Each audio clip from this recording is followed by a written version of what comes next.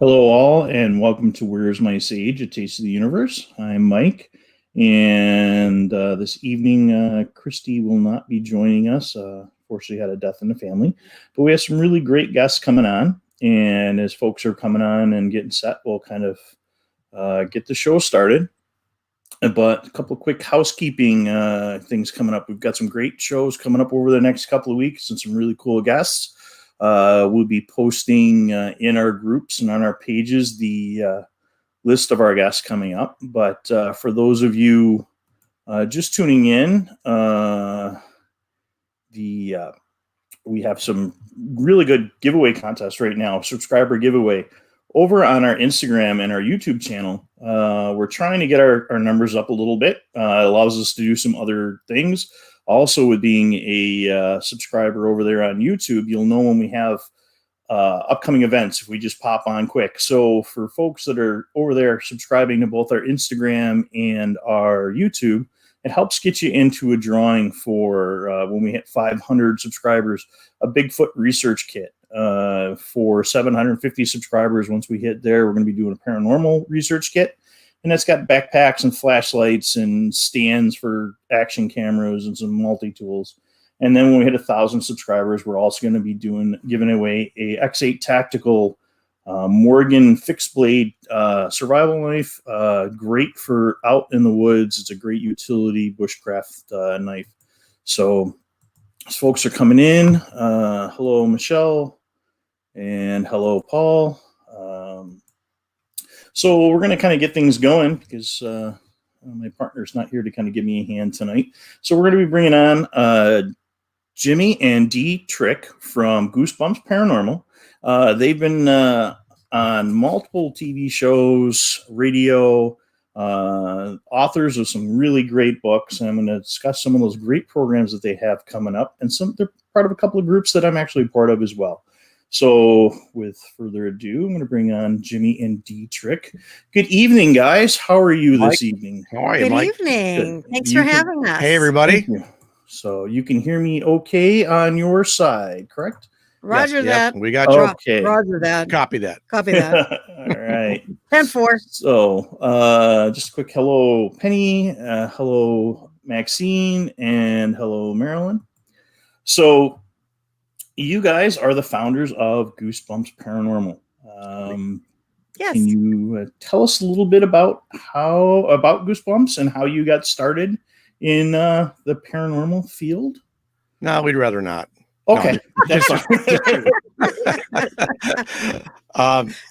I'm originally from Michigan. I grew up and was raised around Detroit area and moved to Pittsburgh in 2010. But when I was in Michigan in 2005, I teamed up with somebody. We started a paranormal group back then. It wasn't Goosebumps. It was a different group. And after a couple of years, the group disbanded because she wanted to go on something else. So I continued with the group. And when it came to Pittsburgh, I met Dee here, and then we started dating, and I told her about my paranormal interests in that, and she was interested. And so we together formed Goosebumps Paranormal Society. And she didn't run away when you said, I'm chasing ghosts. No, not right away. No, it's funny because that was not the lead in on one of the first couple of dates, but he did segue that shortly thereafter. And no, I was very interested, but I never had anybody to do, well, a lot of things with until I met him. He showed me a lot of new things. And this was one of the things to become a paranormal investigator and ride motorcycles and jump out of airplanes and things like that. Yeah, so, we like to have fun. Yeah. Awesome. A couple quicks. We got hello from Jay. Hey, Jay. Bird. And What's up, hello 22, brother? from Edward. Yeah, he's got that in Edward, there. how are you? So, so we got quite a few. So Carolyn too. We see you, Carolyn, yes. down in Yep, Florida. I thought I clicked it. Yep. Okay. Yeah. Sometimes watching and trying to grab everybody. Chantel's family says they're from Monroe, Michigan. Oh. Yep. So He's Farmington Hills originally. Ray, we're not doing any readings tonight. sometimes we have reading show. Well, So We could try. I mean, we could read the book. We could read excerpts from our book. What would you like to hear about? So what got you involved there, Jimmy, in the paranormal?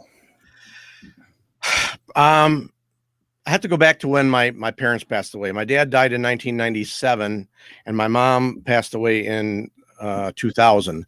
And when each one of them passed away, I had some strange things happen to me at my house, to me, that I could only relate to something that either my dad would do or my mom would do, because they were pranksters and they like to pull jokes on me. And things happen after they pass away that made me think, well, hey, maybe they're still around, and maybe we don't really understand a lot of this afterlife and spirit world. So that got me interested. And at the same time, these ghost hunter shows were starting to come on TV. So I started watching those, and they got me hooked. And I just thought it was very fascinating, very interesting. Okay. And Dee, what got you started in the paranormal realm?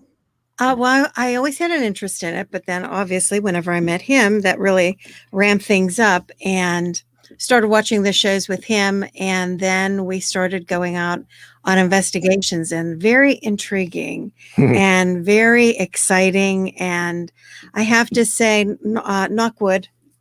There you go. So far, everything has been not fearful. We haven't been afraid.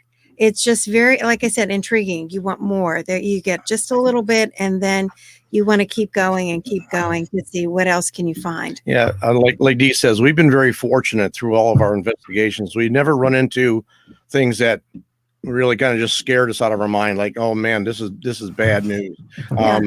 We found that what we've run into is very interesting. It's very intriguing. We find it fascinating, and I think we're very lucky so far to encounter what we've encountered.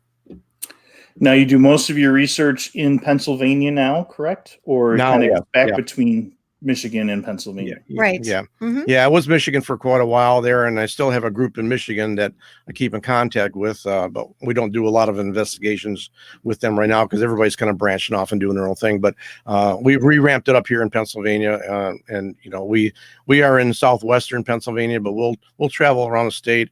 We'll travel into Ohio and West Virginia, and just keep it local. But yeah. You have multiple members on your team, or just yourselves, or? We're the two mains, and then we have several others who are members of our group too. Eric Altman is one of them, and we have Eric. Yes, we had David Drageson before he passed away, and his lovely wife Cindy, and such a great guy. Oh my God, yeah. We miss him terribly. I was lucky enough; he was my cousin and like a brother to me. And we got into the paranormal, and he's the reason that we got to branch out into Bigfoot, and how we got on to Finding Bigfoot. Yeah, we never did anything with Bigfoot stuff, and he just called us one day and said, "Hey, you want to tag along?" We said, "Why not? We never done it before." So he got us interested in that realm too. We've met so many wonderful people, and I keep saying that he was the hub, and everybody else are the spikes, because there were so many people that we've met that we wouldn't be here right now without him. So we can't thank him enough, and we know where he is, and we miss him every day. Oh yeah, and he was a sound guy. This is his microphone and stand that we're using. God bless. Nice. So so he's with us, even though he's not with us. He's with us. He's always with us, and he'll always be a member on our member page, no matter what. So and I know he was a big part of our Pennsylvania group for Bigfoot as well. And it's a big loss for all of us. Jay's in here too, dropping that out there. You can't find anybody to say a bad word about him. So we start with the paranormal, and then we end up switching over to Bigfoot. We expand. Or you expand? Yes. Yeah. Okay. Mm-hmm. Yeah. We're still mainly paranormal. Yeah. Okay. But we don't turn down anything Bigfoot. No. We're interested. Yes, and we are of the mind that perhaps they are connected. Okay. First, we thought they were two different things, but at this point, we're thinking they just might be connected. Hey, partner. So hello Hey, from Christy. Christy. Hi, Christy. She asked you to keep me on. Like, for those not listening or just tuning in, unfortunately, Christy's not with us tonight. She had some family situations. So she will be picking on me from afar and helping us out. And, we'll be back next week with her to really pick on me for you guys that are regular viewers. Yeah, But we were hoping Christy would be here tonight because we wanted to harass her, but yes. Yeah. But next time. yeah. Next time, yeah. We miss you, Christy. So the Bigfoot, what decided to, you say you're part of that whole realm of the spiritual connection. What brought you to say, I'm going to go look for Bigfoot? Was it one of those, hey, the guy said, hey, we're going to go out there and take a look, and Paul here definitely agrees with there's a connection between both worlds. I know Christy definitely believes there's a connection for both. I'm still the old the flesh and blood kind of guy, but I know there's a couple of folks in our, including Jay, that are on the dimensional kind of things. Well, and that's the beauty of it. Anybody can believe whatever they want about it. Nobody's right, nobody's wrong. It's whatever you want to believe because nothing's been proven yet. Right. So where'd you go for your first investigation on that? Well, David brought us, he gave us a phone call and said, hey, we're heading down to almost the West Virginia border to Frank and Kay's house. They're having some Bigfoot activities, suspicious. They suspect it's Bigfoot. So do you want to tag along? So yeah, sure. I mean, it's outdoors, and he took us to a 69-acre farm, family-owned home that was built in 1840. I believe it's 1840. And the current family that lives there, her parents bought it in 1959.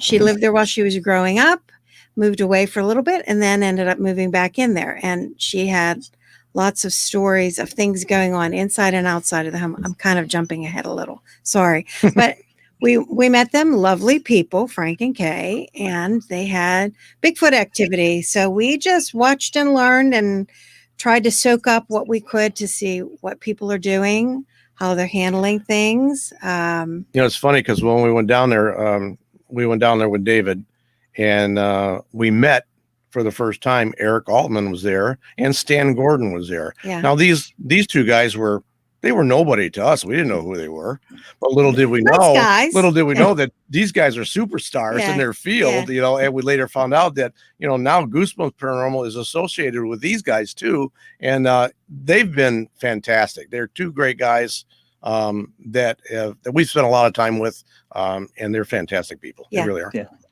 So I'm sorry. Well, I was going to say, so they were, we're just watching wide-eyed, observing, as I said, like a sponge, soaking things up. And we hear them say that they have things going on in the house. Well, then the antenna go up. What kind of stuff? Well, in the kitchen, we have the kitchen doors for the cabinets open and close. Oh, really? And some other things. And so, here's our card. By the way, we're paranormal investigators, and they said, geez, we got enough on our plate with Bigfoot. We're not sure we were ready. We for said this we'd yet. love to do an investigation up, and they just kind of looked and go, no. Yeah. We believe in Bigfoot, but nah, with the ghosts. I Yeah, know that they were- feeling they were- myself. They were afraid that if we did come and do an investigation, that we would stir things up more and make their life more miserable than it already was. Yeah. So they were not ready for us to step inside. So we respected that and said, here's our card, here's our phone number. Give us a call whenever you're ready. And it wasn't too much after that they gave us a call. Yeah, here's a call. Yes. And that started we've had a friendship with them, and we've been there many, many times. Oh, for years we keep going back, and every time we go back there, we usually have like a little potluck meal going on with everybody, and we have a good time visiting, and we'll do a little investigation, whether it be Bigfooting out on their farm or be investigating their barn that's haunted or their house that's haunted. Yeah. We always have a great time. Yeah. But again, this is something I say all the time. And when David was alive, I used to tell him all the time, you know what, David, this is your fault. This is your fault, David, that we've met so many people, but they're just aces. I mean, yeah. They're great friends. Yeah. Mm-hmm. So, as we are into the spooky season, Yeah. you have a very new book out. Let me pull that other screen up here. Add to the stream. The Weird, the Spooky, and Bizarre: Investigations into the Unknown. Yes. And this is your new book, and I Yeah. just downloaded it myself this week. Good. In between everything else that's been going on. So I started to get into it, and some of the chapters and stuff are places I like to go. Yes. So why don't you tell us about this great project you guys have going on? And I'm going to drop a link into, because the book is available through Amazon and through your website, correct? Yes. Yes. Okay, and I'm going to drop that link right in there. So again, we're going to talk about the Weird, Spooky, Bizarre investigating the unknown. And as you guys know that are regulars, I mumble. That's why I have Christy to beat me up and kind of keep me on the grammatical thing tonight. I tried sending it. For those folks that got messages from me on Facebook tonight about a UFO movie, that is me. Autocorrect changed words that I have no idea, from film to filled, whatever. And I'm like, boy, if this doesn't look like a spam thing, but that's a whole nother night and a whole nother guest, the phenomenon. If you guys are UFO folks, not to plug David's movie, but man, you want to talk about scary, especially you guys are down there in that Chestnut Ridge area. Yes. Oh yeah. It's all government stuff. So let's talk about your book. So, well, one of the chapters is the old farm, and whenever you said that we're a haven, the Western Pennsylvania, that was what Stan Gordon said about Frank and Kay's house, that they have anomalies going on out in their fields too with lights. And he said, you guys have Bigfoot going on, you have paranormal going on, and you have UFO going on. You have the perfect storm here. Yeah, Weird, Spooky, Bizarre is a book that we wrote. It's our actual cases from Goosebumps Paranormal Society. These are probably our best cases to date right now. I think there's we highlighted, I think it was maybe 8 different cases in there, a number of Gettysburg cases, but there's some really good cases there. And the way we wrote it is that we make you feel like you're a virtual member, like to bring you along. We've got great detail, the way you explain everything. So when you read it, you experience everything the way it happened. Just you'll feel it just the way we felt it as it happened. You'll see the kind of equipment that we used. You'll determine how to come up with a reason for the investigation. We try and go into detail and paint a picture with words. Yeah. So that you can see when we say about the bed and breakfast that we stayed in that was haunted, we kind of give you the lay of the land of what the lobby looks like, the exterior, our room, the furnishings. We go through towards the end of each chapter, we go through the evidence review and explain what everything is, and we pretty much leave it up to you as the reader to come up with your own opinion. We're not telling you this is the way it is. You can believe what you want to believe. We're not going to try to convince you that we're right and you're wrong. Just you want to believe something, and something that we don't believe, we don't care. It's your choice. That's fine. Kind of an ad lib for ghost hunting. Yes. Yes, exactly. So what locations, not to give the whole book away, because I definitely want everybody to get in there and read it and, support the family. Thanks. Wow, that was Wendy. That was really weird. Literally, as I said, family, that popped up. Oh. Let's see. She actually had a question. Yes. Did you say you're marking experience at Gettysburg that are Civil War I have that are Civil War reenactors. Spent a lot of time down there.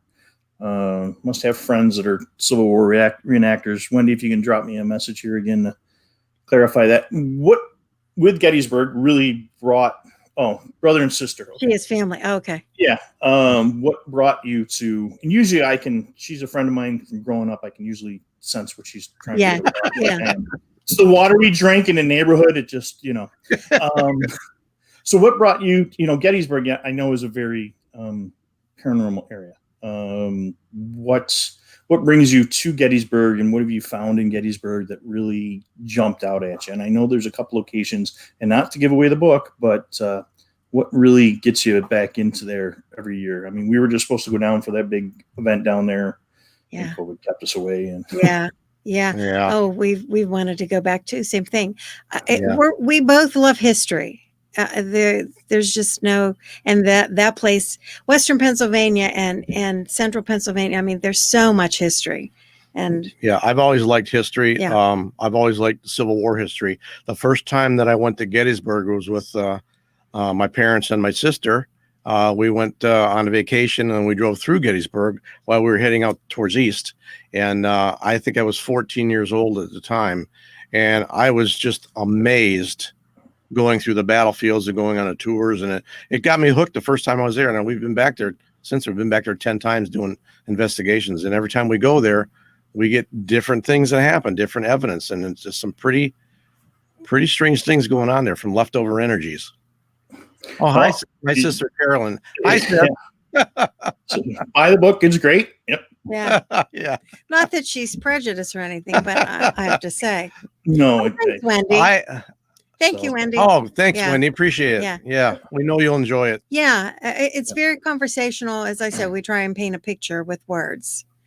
My first time was at 14 going through Gettysburg, and we went from there to DC, and it's anytime I'm in that area of Pennsylvania, I'm like, whoop, got to swing through. Yeah. See what's going on. I mean, you guys all see Vita. I picked her up from the next town over. So it was like, okay, stop for lunch, tour around Gettysburg, and then go pick up the puppy when we got her. So she's probably possessed, and this probably explains a few things for Vita. No, it's so beautiful, and it's so humbling, and it's so interesting. And every time you go, you learn something new, and you see something new. Mm-hmm. And we highlight a number of places in Gettysburg in the new book. We've been to Spangler Spring and to Cemetery Ridge, Cemetery Hill, the Cashtown Inn. I don't know if anybody's familiar with the Cashtown Inn. No. It's a bed and breakfast. It's a bed and breakfast that's 8 miles west of downtown Gettysburg. It's on the Chambersburg Pike. As we say in Pittsburgh, downtown. Downtown. That's what you say in Pittsburgh. Downtown. In Detroit, we say it's downtown. Yes. Okay. Yes. By the way, he talks funny. Did you notice his accent? Oh, what? No, I can't say nothing about funny, man. I'm funny all the time. Don't say anything about his accent. Oh. Can you hear me, honey? Yeah. Is this hearing aid on? Is this thing on? Hello? Yeah. No, the Cashtown Inn was used as the Confederate headquarters by one of the generals, A.P. Hill, and also was used as a hospital for the wounded. They did a lot of surgeries in the basement of this Cashtown Inn, mostly amputations because the injuries were so bad. And there's reports in history that says that there were so many amputations that the doctors and surgeons were tossing the limbs of the patients out the window just to make room, and the pile of limbs got so high that it blocked the light from coming into the basement. It just was one after another, after another, after another. Yeah. But we stayed in the room that A.P. Hill stayed in, room number 3 at the Cashtown Inn. That was the room that he made his headquarters, and we had some pretty interesting things happen there. Pretty interesting. Mm-hmm. Well, Jim's a Civil War buff, and so he has a Major General or General? Major General. I never remember. Major General. It's a Union Major General's uniform. Yes. Head to toe. Okay. All the fixins. Yes. In fact, I used to go to Gettysburg dressed up and walk the streets as a Union General, and it was comical because everybody would stop with their family. They go, can we get your picture and can my kids get a picture with you? And you felt like a celebrity, And then of course I got Dee involved in that too, and bought her a nice Southern Belle dress. And yes, I walked around and I talked with my Southern accent. Oh, my General. And we walked. I just had a flashback to one of Jimmy's Instagram videos. If you guys want a good laugh, go over to Jimmy Trick's Instagram or Goosebumps Paranormal Instagram. There's some great video editing doing some things that are just. Yeah, I try to post 1 or 2 every day. And the reason I do that is because the way the world is today, there's so much crap Strife. going on. Mhm. I want to see people laugh again, and that's why I do it. So I just think people need to get into the mode of laughing again, and that's why I post these videos. Yeah. So stories are really great. That's from Edward. thanks, Edward. And you've got some projects coming up with Edward right now, don't you? Can we say anything or not say anything? Yeah. Yeah. So let's finish up with the book. So you've got Gettysburg, you've got Bigfoot. So you got to go out and play with the crew from Finding Bigfoot, and We did. They were looking for got rained paranormal out like everybody does when you go Bigfooting. It never stays dry, especially on a good night. storm, thunder and It lightning. was one of the worst thunderstorms Yeah. in the middle of the night that we've seen in a long time, and it was perfect for filming paranormal stuff. It was great. Yeah, and Lightning flashing, thunder clapping. It was fantastic. it gives you a glimpse. That's the other thing is we give you kind of a behind the scenes look at what it's like to be on a reality TV show and how I was expecting the makeup trailer and yeah. It wasn't quite like that. No, we filmed in a national historic park, and so the dressing room was a pit. The back of a box truck. Is what it was. Well, and the my dressing room. Oh, was, your dressing room yeah. was the pit toilet. Yeah, Yeah. the pit toilet. Yeah. Uh-huh. Oh, it was fancy, and boy, did it smell good. Oh, yeah. So that smell doesn't come across on the show, though. no, or in the book. But I think you got to spice that up a little bit. You got to do some work with. I was going to bring it in a little Mm-hmm. later, but got to dress up pretty good for Josh Gage's stuff, didn't you? Oh, that was fun. So once again, because of David, we got into Finding Bigfoot, and then we met two of the producers that Jim got to pal around with while they were here looking for sites. He and David were busy. Yeah, we drove looking for locations. Sean Mantooth and Ryan Golombesky were the producers for this Finding Bigfoot episode, and David had all the information about the Bigfoot sightings and reports in the Chestnut Ridge area. I think there was 22 sightings from 2007 to 2009 or something like that. Yeah. So he offered to show them around to where these sites were, because they were looking for filming places. Yeah, locations. So the four of us drove around all day long through the Chestnut Ridge back roads. I mean, 2-track trails all over the place. We had so much fun with these guys. It was great. And just in the couple of days that we were with them, we really built a really good friendship with these two guys. So sweet. With Sean and Ryan. Nice. And we still keep in contact with them because this was we filmed in August of 2014 and it aired in January of 2015, and we're still in contact with them, and it's just been great. They're great guys. So Sean Mantooth is the producer for a lot of shows on the Travel Channel, Discovery History, and one of the shows is Josh Gates's show, Expedition Unknown. And he texted Jimmy, "Hey Jimmy, I'm going to be in Pittsburgh. Do you guys want to hook up and have dinner?" And so we had dinner, and he's telling us about the project that they were filming at the Washington County. I'm doing my Pittsburgh accent again. Washington County airport with a 1944 B-50, B-40, B-52. Anyway. It was a DC-4. Oh, there you go. DC-4. Thank you. Okay. Anyway, and he's telling us that they're going to need reenactors for that. And do you guys know anybody? The episode was about a Northwest Flight 2501 then in 1950 that was flying from, I think it was from LaGuardia over to Washington State, Seattle. Yeah, and it was with the stopover supposed to be in Minnesota. Yeah, and when it got over Lake Michigan, when it just passed Michigan, it got over Lake Michigan. It ran into bad weather, and it just disappeared. And it never found the plane, and it never found survivors. It just disappeared, and that was the big mystery. That's what this show was all about. Tiny remnants of a little bit of a suitcase and a baby doll. Yeah, but they never found any plane parts at all, which was weird. Yeah. So we had to. That happened in 1950. 50. And so we had to dress in appropriate attire. They provided wardrobe for us, and somebody had to shave. Well, I had to shave completely. I mean, I think I had a goatee and a mustache. Yeah. But I had to shave Sean says, you're gonna have to shave your mustache because you got to look like it's 1950. And They didn't really have that many mustaches back no, then. he said back in those days, you know, if you had money, you didn't have facial hair. And I said, you were clean cut looking. I said, Sean, for you, I'll do it. And it's the first time that my mustache came off in 38 years. And Wow. it felt really weird. Yeah. And it looked really weird. Oh, he looked cute. I thought he looked cute. Well, the day after the filming, I started growing it back. So the heck with it. But yeah, oh, this is the last time anyone will see this after tonight. It's gone. really? Oh, really? You okay, go back to work. It's coming off. Oh, it's a COVID beard. Okay. It looks nice No though. beard, no mustache. Zoop, zoop, zoop. It's gone. Oh, no mustache. Wow. Yep. Clean cut. Oh, it looks nice. I like it. Yeah, thank you. Yeah. So we thought that we were just going to be sit-ins.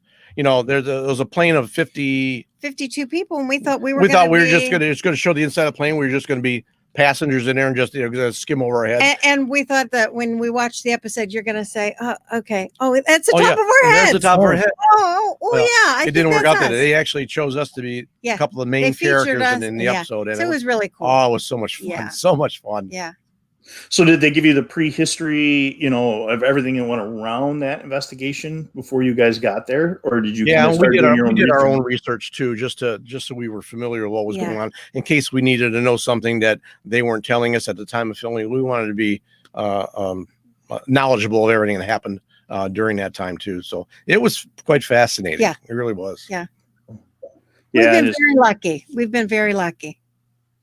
So we've got Gettysburg. We've got Bigfoot in the book. Yep. What else we look is a little treat into the spooky, the bizarre. Let's see. Let me bring that back up again. I have put the Amazon link in the comment section. Thank you so much. Tune in later. If you pop over to either our YouTube or to Where's My Sage on Facebook, that link is on there. I've also dropped in Jimmy and Dee's Goosebumps Paranormal website, so you can find those there, and we'll put them up again throughout the hour, or next 2 hours here. So, thank you. Yes. So, what else do we have going along in the book? What else do you want to tell us about the book? I mean, what drove you to write the book? Well, I guess we got to back up a little bit to the first book, Guilt Trip. Okay. That's a fictional paranormal adventure. Right. And I'm going to pull that screen up now. Oh, we're really keeping you hopping, aren't we? Well, that's why I usually have my wonderful partner. He does most of the talking as I do most of the clicking. Oh, that's okay. There we go. Here we go. And I will put that link in there as well. So again, the Guilt Trip, that photo is up on there, so you guys can find it available on Amazon as well. Mm-hmm. This is a fictional book that I started to write probably back in 2008. I want to say I always want to write a book. I always loved writing. I took writing classes in high school, short story writing classes and that, and I always liked to write, but I never really did anything with it. When I did those backpacking ventures and back in the 90s, when I used to go backpacking, I kept journals, and I actually turned those into short stories, which are pretty funny, which is going to be the next book coming up. Guilt Trip, I started writing, I think it was 2008. I had the idea for the story. It's a paranormal adventure. I knew where I wanted it to start, and I knew where I wanted it to end. I just didn't know how to fill in the blanks in between. So I started writing, and I wrote about 3 chapters, and then mind went blank. I just lost it, and I quit writing for a few years, I guess it was. But I still wanted to finish it sometime. So when it came to Pittsburgh and met Dee, well, you want to tell them how it came about that? So we're dating, and he says to me, this Renaissance man that I'm dating says to me, "Oh, I'm writing a book." And I thought, "Oh, okay, he's writing a book." And he said, "Did you want to read it?" And I thought, "Oh, geez, here we go." Now she feels obligated. Yeah, and I went, "Yeah, sure." And I'm thinking, "Oh, how am I gonna? Oh, I mean, what? He's a writer. How good could this be?" He thinks he's a writer. Yeah. So I started reading it, and it was so compelling. And I said to him, "Well, what happens next?" And he says, "I don't know." And I said, "Well, you better get going, because I need to know what happens to these." It was so good. And like I said, I had prepared myself that I was going to have to put on, it was really good. Yeah. It was so interesting. So she sparked my interest in the book again, and I sat down, and over the next 4 months, I completed the book and got it published through Amazon, and it's been doing well. It's a very moving book. I mean, it's got humor in it.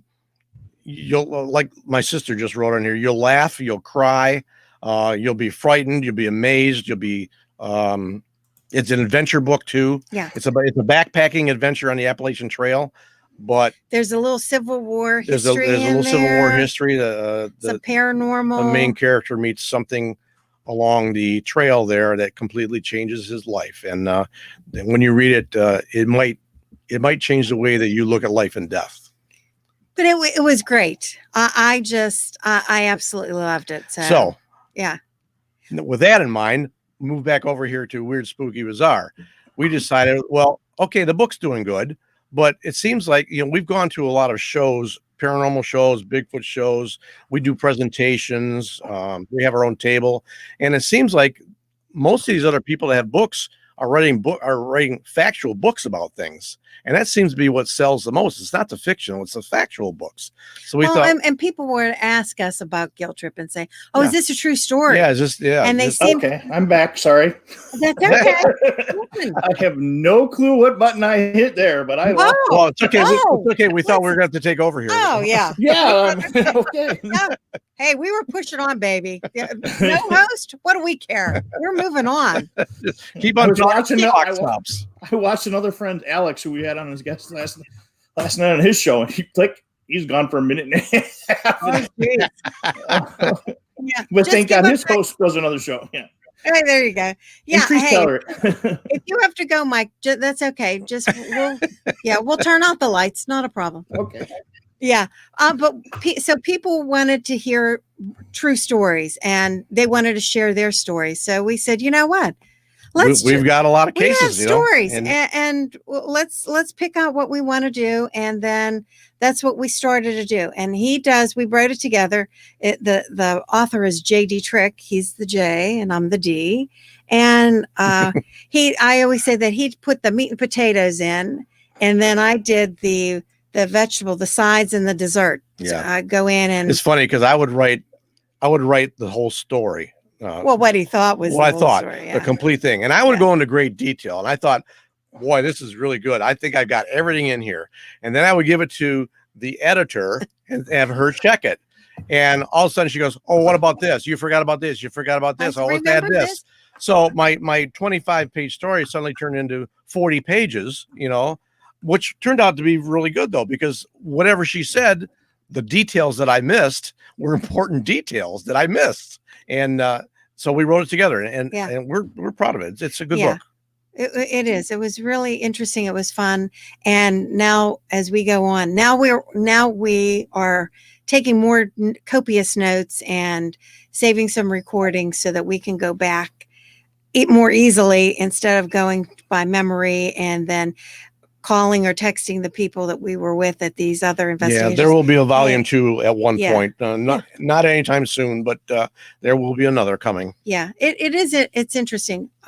We've gotten a lot of good feedback about it, which is great because that's what we want. We want people to, as we said, feel like they're there with us, right along, tagging along, like they're the third person standing over here. So anybody out there, if you are, and Wendy, I see that you did go to Amazon and purchase it. Thank you very much. I appreciate that.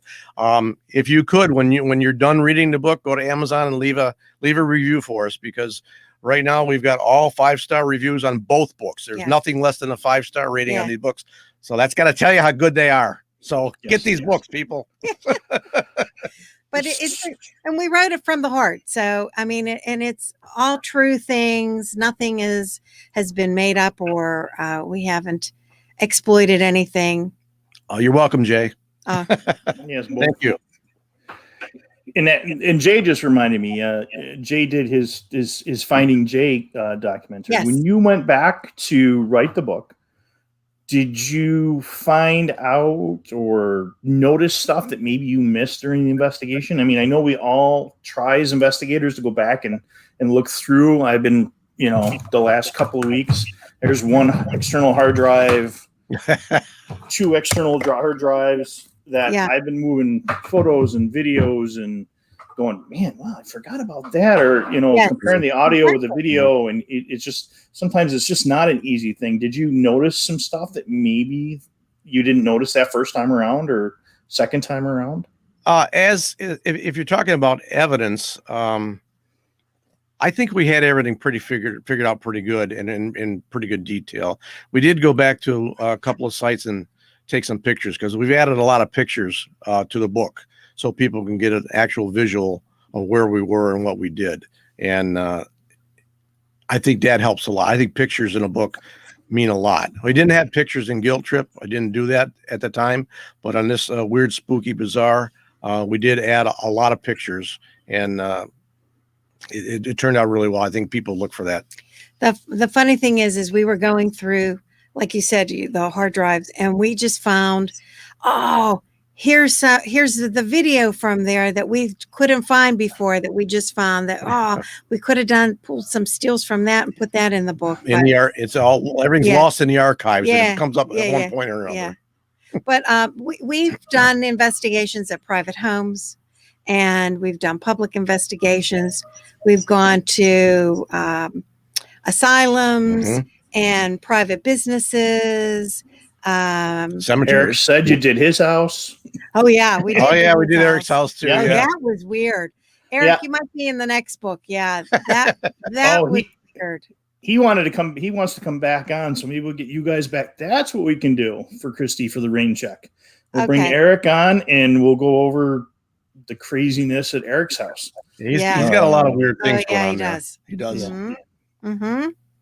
But yeah, so we've done, I guess, a little bit of everything, huh, honey? Pretty much. Yeah. So there's not one, and we're not a little niche. We go anywhere and everywhere. We just did an investigation this past Saturday night of somebody's house that they're having a lot of uncomfortable things going on. And we went there, and do we want to mention who we brought with us?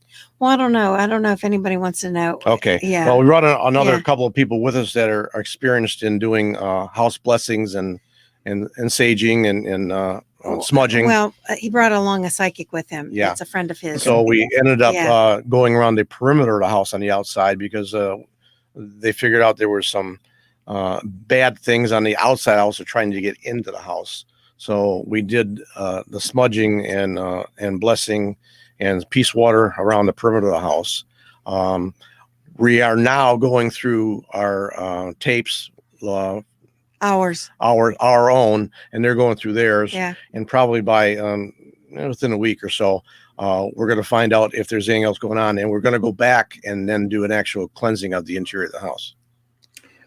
Do you work with a lot of psychics, or? Well, this friend of ours has one that he works with all the time. So no, we don't normally do that. So this was a little bit of a different kind of an investigation, because when she walks in, normally when we go in, we like to interview the whoever the client is and find out what exactly is going on.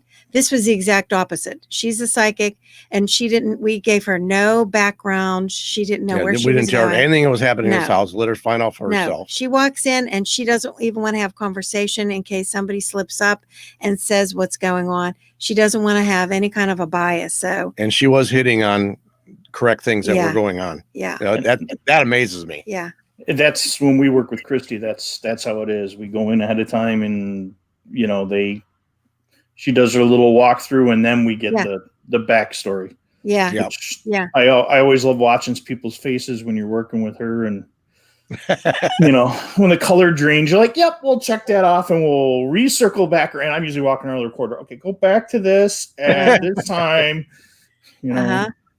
Well, it was a family, and the kids were gone, but their gigantic Saint Bernard was still there, and the husband was very hesitant. Would you say that hesitant? She was very much open to, and very skeptical about everything. Yeah. And she was very much open to, there's something going on here, and she thinks that the kids see it, and so he was very I'm kind of standoffish a little bit, I guess. I'm from Missouri. You got to show me. So when the psychic came through and was hitting on things, he did a total 180. Yeah. He at the end of the night, he told us he was very happy that we came and did the investigation. So. Yeah. And it was very nice. He said, I want to thank you guys for coming. You guys were so professional. I'm very, very impressed. And that's what we like to do. We like to help people. And that's what we do it for. We're there to help. There's no fee. We don't charge anything to do these investigations. Yeah. We're just out there to help the people. That's our goal. How do I compensate you nice folks for coming out and doing this for us? And we're like, no. Oh, come on. And no, that's not why we do it.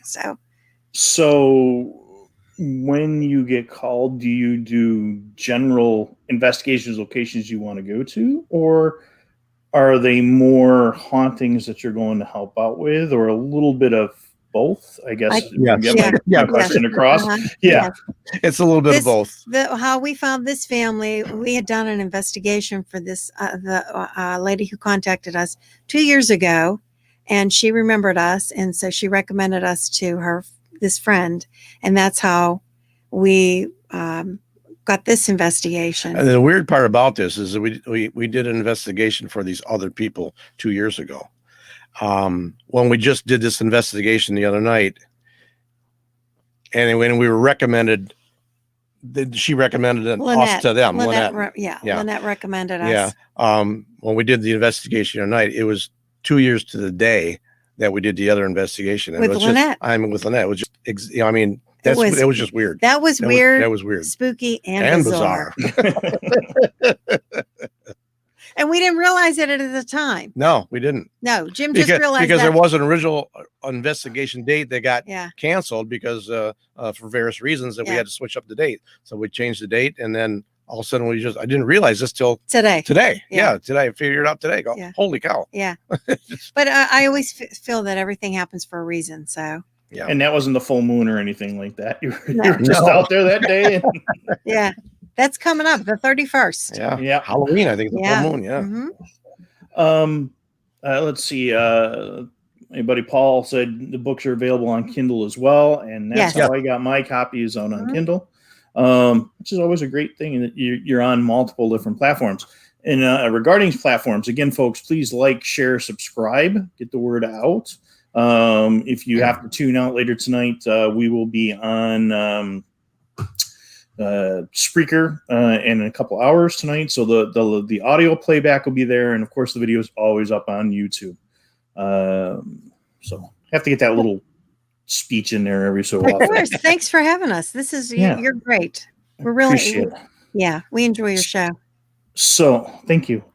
So you've got a project coming with Edward from Bigfoot Quest. And he said we can talk about that a little bit if you guys are interested or would like to talk about that. Sure. Of course. We're very excited about this project. Edward's a great guy. Edward Munge and Aaron Dunbar have teamed up as co-producers.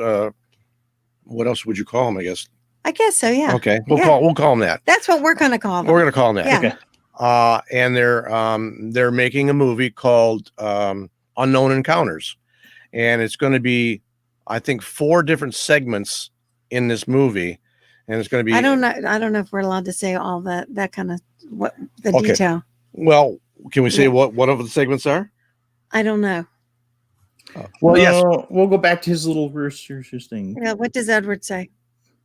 He said we don't know if that's they're an idea that they have, and they don't want anybody else to do. He was watching. Where'd it go?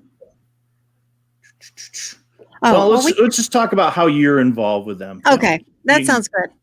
They read our book Weird, Spooky, Bizarre, and decided that one of the stories in there, the old farm, would be something good to see you, Jay. Nighty night. Sleep tight. Night, Jay. See you, bud. And so they decided that that would be appropriate. They wanted to do one of the stories in there. And there, as we said, the old farm has so many things going on there. Yeah, there's always something going on. They started interviews, and we did those on Sundays. This past Sunday. Yeah.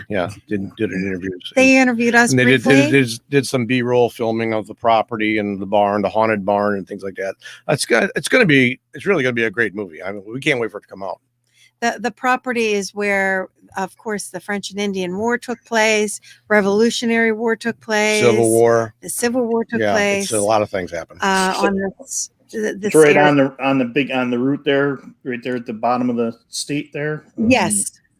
Trying to think of when we go down to Berners Menu for the the Bigfoot camping adventure. I'm trying to think. I just know. Yes. Boom, boom, boom, boom. There's just markers up and down and. Oh yeah. Yep. It's so history laden. Yep. And again, so that's they have records from the house dating back to 1840, whenever it was built, and the original owners. They have paperwork. It's kind of like a they have it now in a plastic box, but all the homeowners that lived there, which there was just a handful of people, but they put photos and paperwork. The taxes in 1896, checks and receipts. And the tax from the 1880s. The state taxes and the property tax, $1.90. Yeah. Yes. in eight for how many acres back then? Oh, it was 300 acres back then. Yeah. Now it's 69 acres. It was 300 acres. Yeah.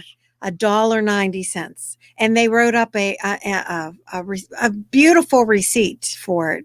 And nowadays, I mean, the $1.90 isn't even worth writing a check for. The mail, the envelope, forget it. But yeah, so they have things like that. So it's like a little time capsule that they're going to add to it too, because Frank and Kay's family owned it, and she grew up there. And there were, even whenever she was a little girl, she had a memory. She was telling us of things that happened there. Yeah. As well as continuing on now. And whenever her children lived in the house, the same thing. And now her grandchildren. And she kind of tried to shield her kids whenever they were little, but they would come to her and say the different things that were happening. And the same thing with the grandkids. She says that they don't want to scare them because they don't want them to not want to come. So, but they notice things going on, and it's just, we highlighted quite a few instances in the old farm story in our book. And same thing with what's going to happen with the movie too. Yeah. Can I talk about the shadow? Yeah, I guess so. Yeah. You want to? Yeah. You want to take you guys need a quick break or something like that? Oh, we can take a break. Yeah. All right. Sure. I'm going to do our questions or do our commercial. If you have any questions for Jimmy or Dee, please drop them in the chat box here. And we're going to do a quick commercial from WLFE DB Radio. And make sure you come back. We're going to talk about the Shadow Man. Yes, and I've got him pulled up. Okay. All right.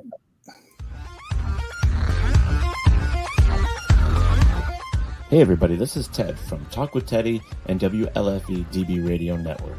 Let's talk about this network for a second. It's very unique, and it has different shows with different topics that you won't hear anywhere else. First, let's say our shows cover a wide range of topics. Paranormal to horror, skeptical to believers, and all types of variety shows. You won't be disappointed. In fact, we found, not by the limitations of audio, that we have added video casting as well. Do yourself a favor and check out a show or two. The full schedule is lined up on WLFEDBRadio.com. In fact, there are past shows as well that you can check out. So remember, WLFEDBRadio.com. Now here's a few of the podcast hosts that also carry the WLFE DB Radio brand and shows. Our shows can be heard on Spreaker, Deezer, iHeart, iTunes, Google Play, Spotify, and more. So check out WLFE-DB.com.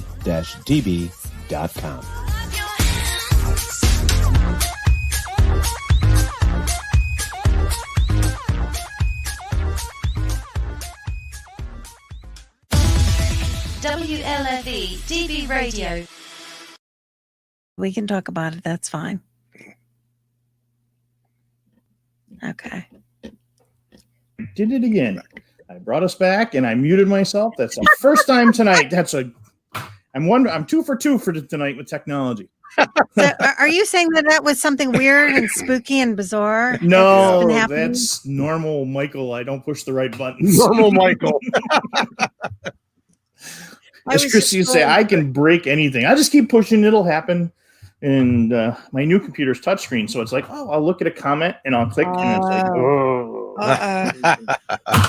go back to the antique, but it's not as fast. So, again, if we're here with Jimmy and Dee Trick from Goosebumps Paranormal, and the boss is in there checking in. Yeah, there she is. Yeah. Oh, Christy. Oh, she got a kick out of you messing up. Oh, yeah. There was a nice message from my mother. What? Christy's not going to be with you tonight. Who's going to pick on me the entire time?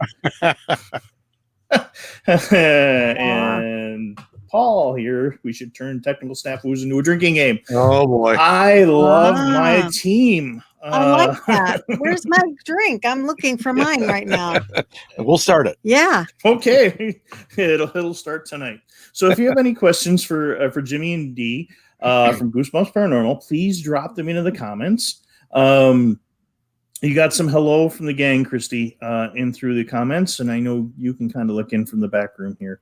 Unfortunately, she's not with us live tonight. She's kind of checking in. So you want to set the photo up, or do you want me to post it right up there first? Let's set it up first. Yeah. Okay. Okay. This has to do with the old farm with Frank and Kay. They've had a lot of activity and still do have some activity going on in the big old farmhouse. They contacted us one day and said that their laundry room used to be in the basement. And whenever Kay would go down and do laundry, she would see something out of the corner of her eye. And when she turned, she'd see a dark figure, dark shadow just for a split second, and then it would disappear. And this made her feel really uncomfortable. They kept hearing footsteps and voices. They also, you want to tell about the dog? Well, I was going to say, also, whenever she was a little girl, she said there was always something spooky. She always felt weird down in the basement, and her mother would send her down to get something from the fruit cellar. Yeah. And she says that she would go down those steps and come back up as fast as she could because she just had a feeling in that basement of something that just didn't seem right. Just didn't feel right. And she didn't want to be there. Now they also had Alaskan Husky dog, a very big dog, and the dog would spend a lot of time in the basement. They go downstairs with him and spend a lot of time down there. Well, it got to the point where the dog would stand at the top of the stairs and look into the basement and cry and whimper, and wouldn't go downstairs anymore. Something down there was scaring him, and he wouldn't go down there. He put the brakes on and didn't want to go down. So what Frank did is to try and confirm what Kay was seeing, he took one of those game cameras and set it up in the basement. Now those will only take a picture through motion. Something has to walk in front of that camera or move in front of that camera for it to snap a picture. So he set it up in the basement in the area where the suspected activity was. And then he and Kay and the dog, they left the house for hours, locked the house up. Nobody was in the house. There was nobody there. When they came back, Frank went downstairs to check the camera. There was a picture on the camera. It was taken while they were gone. You want to pull? You can pull up that picture now if you want. And this is what they saw. This is the picture that was taken. Share screen. There we go. Actually, we're gonna go a full screen so everybody can see it. Okay. Correct? Yeah. Mm-hmm. Okay. And yeah. Yeah. Perfect.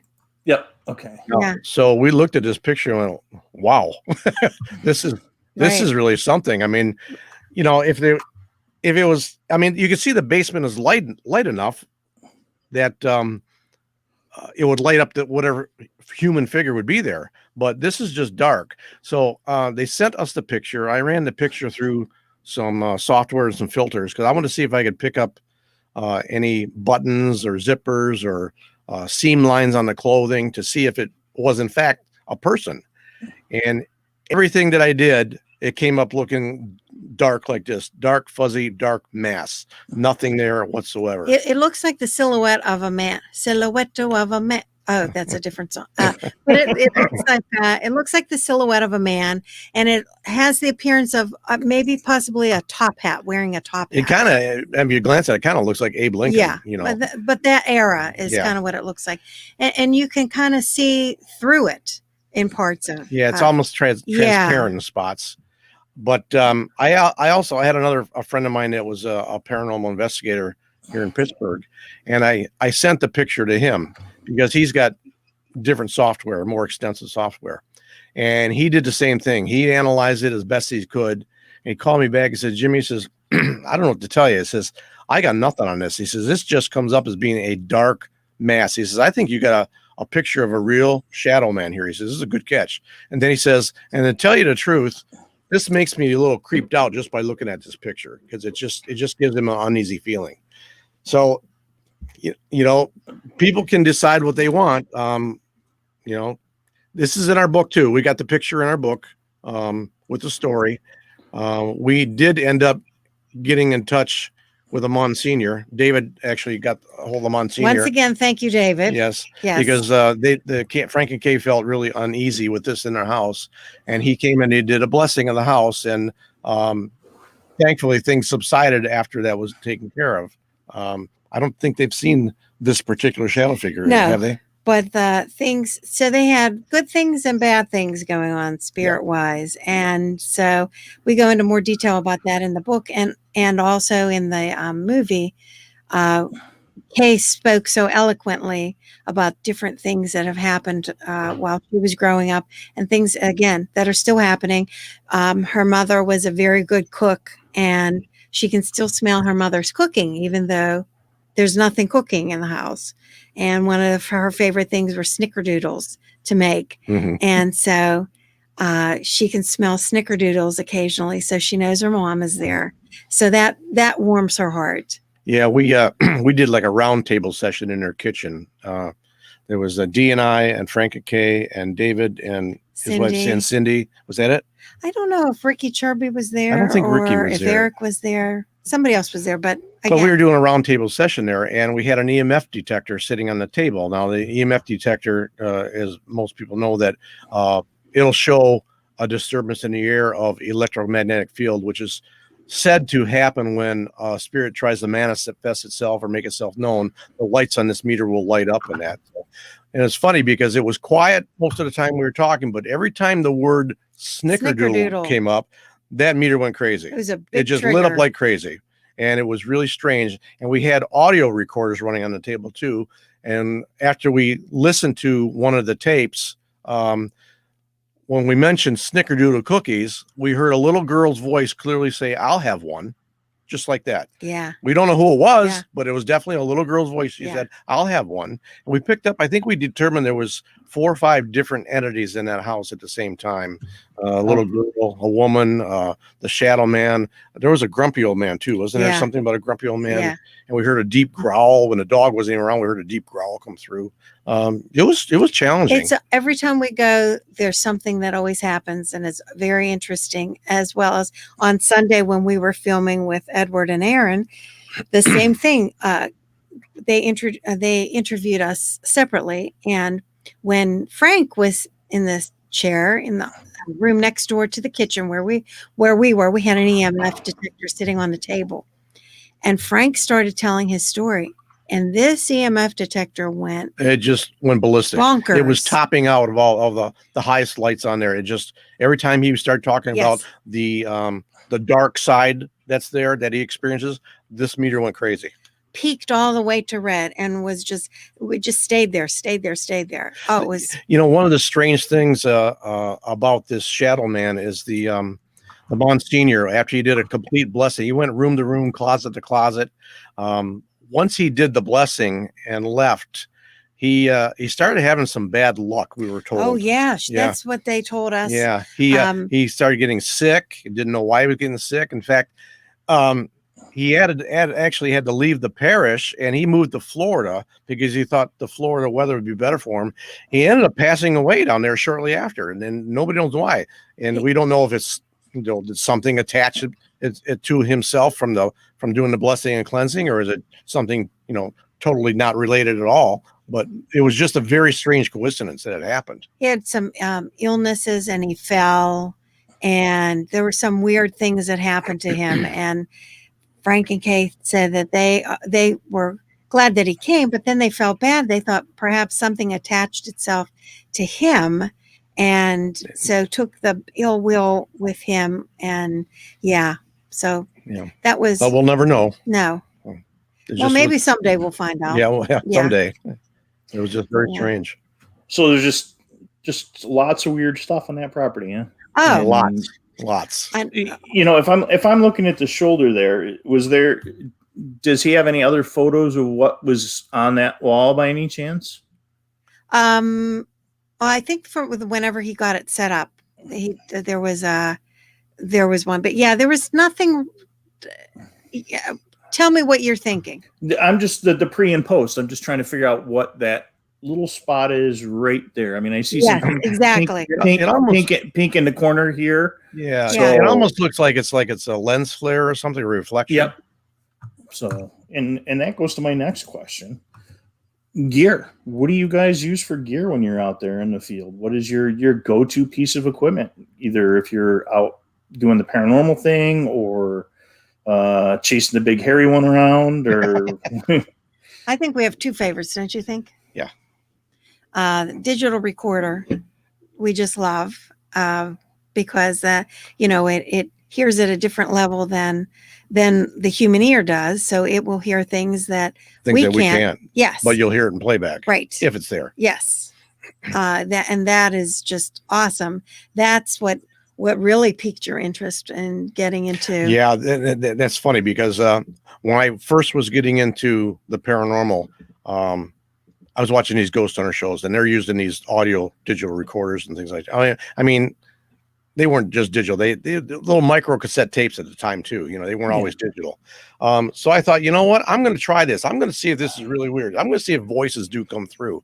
So I grabbed it was a mini cassette recorder that I had, and I drove to a local cemetery. This was when I was in Michigan, and it was a local cemetery. It was only about maybe 1 or 2 acres big. It was in the middle of a farm field, nothing around. It was a private family-owned cemetery. And I walked out in this field, and it was all fenced off, with those wrought iron gates and fences and that, kind of creepy looking, but it even had some grave sites from the Civil War soldiers in there. So it was pretty old. So I took the recorder and turned it on, and I set it down on one of the tombstones, and I just started asking questions. Just anybody here with me? You want to make yourself known? So I walked around a little bit, came back again, left the recorder running, and then just before I was getting ready to leave, I asked one more question, and I said, "Is there anybody here still wandering around the cemetery for an unknown reason? Is there any way that I can help you if you are?" And of course, while I'm there, I heard nothing, and there was no birds chirping, no dogs barking anywhere. The wind wasn't even blowing. I didn't hear it during the day. This is during the day, right in the middle of the afternoon. Okay. And so I didn't hear anything. So I turned it off, packed it up, and went back home. When I got home, I'm going to play this back and just see what this is all about. So I heard nothing going on through that whole tape until I got to this question. And that question again was, is there anybody here still wandering around the cemetery for an unknown reason? Is there any way that I can help you if you are? And 4 seconds after I said that, you heard a woman's distinctly voice say, "No," just like that. Really loud, just like, "No." No. And in fact, I'm getting goosebumps right now just talking about it. That's why we call ourselves my hair's standing up right now talking about it. Yeah. But I played that thing over and over and over, and it was the same thing over and over. I even started playing it for some friends of mine, and I said, "I'm not going to tell you what I think I hear. I want you to tell me what you think you hear." And so I played it for them, and when they got to the point, their eyes got big. They say, "That's a woman saying no," and yeah, that's a woman saying no, right? So that got me hooked. I thought, well, maybe this stuff is really true. Maybe this does happen. So our audio, we use digital now. We got, I think, 5 of them. Those are really our go-to things that we like the best. Our EMF detect. We got tons of stuff, but we usually go with 3 or 4 things on an investigation that we just like to highlight. The other thing we really like are just the little micro or the mini mag light flashlights. Okay. Yeah. And we've had good results with that asking, doing Q&A with that, with, can you turn the light on and then fill in the blank. And Are you familiar with the way those mini mags work, Mike? Yeah, actually, we've got some good video from the Star Clark Tin Shop in Mexico, New York. Oh, nice. And yeah, that one night we're just bounced back and forth. Yeah. And, I've been out. We all know Steve Culls. I was out with him and his group at the Hinsdale house, and I saw them. Oh, the Hinsdale, yes. Yeah, go crazy. I mean, I think Nick Groff was just there, wasn't he? Yeah, I think so. I think Danny posted something. But for those that aren't familiar, if you wouldn't mind explaining, the whole the background on those. Yeah. The mini mag flashlight. It's just a regular little flashlight, and I don't have one here, but it's got a twist. It's got a twist bezel on top. It's not a button switch. The one we use is a twist bezel. So we just twist it. Is there one over there? Maybe. I'm looking. Okay. We just turn it to the point of turning on and turning off, and just leave it off. And we'll stand it up. I made a little stand for it, so it stands up in the middle of the room. And then we'll start asking questions. Oh, you got one there? Oh, I thought I did. Oh, we do. Oh, we got one here. We got one here. Yeah. There we go. We got one right here. Hold up so you can see it. The recovery from surgery, everything's packed up in the garage. We'll use this as a communication device. And it's just a regular mag light flashlight that you can get at a hardware store. Yeah, go to Home Depot, Walmart, get it where you want. Yeah, anywhere. I got one in the giveaway kit. So subscribe, like, share, and when we get to those numbers, I've got one in there with a nice sling bag to go with it. So awesome. Yeah. Do you use one or do you use two lights when you're out there? We usually use one. Usually just one. Yeah. And what we'll do is we'll ask questions, and they're usually yes or no questions, and make it simple. Is there somebody here with us wants to make themselves known? And then, nothing may happen, but sometimes that light will come on, and then we'll ask another question. Could you turn it off? It goes off. Now, there's a lot of people out there who say, well, it's got nothing to do with spirits. It's the way the contact points are in the flashlight. They expand, they contract, and that's fine. If you want to believe that, that's okay. But we believe differently on that when you're sitting there and the thing is off for a long time, and then you ask a question and the thing comes on directly after you ask a question and stays on and stays on and stays on until I say, could you turn that light off now? And then the light goes off immediately. I think there's more to it than just contact points expanding and contracting. I think there's something to it. And we've had some really good luck with these flashlights. We got some good videos. We've got really, really good experiences with these. Yeah. Really those are I'd say those are our two go-tos. They're our favorite things. Nothing. And again, nothing fancy. I mean, $100 and you have two good pieces of equipment and you can go out. We had one guy that he thought he was the Mr. Scientist. Yeah, we put it in the book. It's in the book. It's in the Hillview Manor story. Yeah. And we told him about the flashlight, going on and off, and he didn't believe us. He says, "Can I see it?" And I said, "Well, yeah." Go see. I said, "It's just a regular flashlight." Yeah.